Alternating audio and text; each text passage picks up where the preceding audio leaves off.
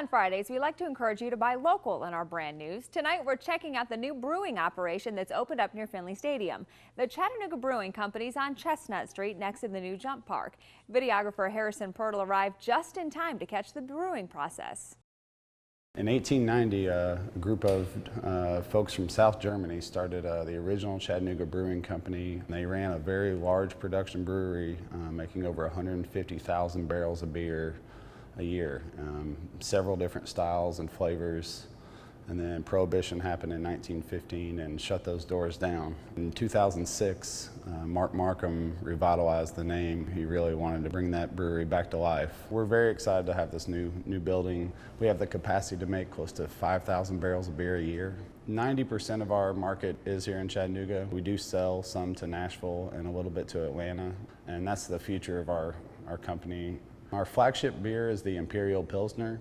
We also make a beer called Chickbock. It's a German-style Maibock. Right now we've got a brand new beer. It's our brown ale we've never made before. One of our more popular beers is the Hill City IPA. It's a very well-balanced IPA. It's got a lot of malt backbone to complement the hops. All of our beers start with a 2-row base grain. We'll keep that in a silo outside. In the mill room, that's where we just gently crack the grain open. We'll add all our adjunct grains, our caramel malts, chocolate malts, Munich malt, whatever the recipe calls for.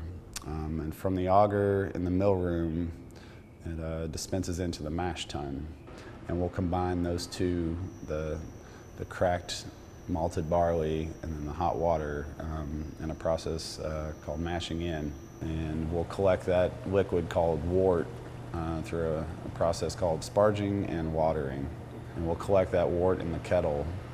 And the kettle is where we introduce hops to the beer for the first time. And then from the kettle, we'll pump the boiling wort through a heat exchanger. That'll go straight into the fermenter where we introduce yeast. And once we've deemed that we don't want any more alcohol or any more sugars eaten, we'll turn the temperature down on the fermenters. We'll harvest the yeast and store it in our cooler to use again on the next batch. We'll transfer the beer in that vessel. We'll carbonate the beer. We'll keg the beer from there, and that'll go straight into the cooler. We don't consider ourselves a restaurant. We're a brewery first.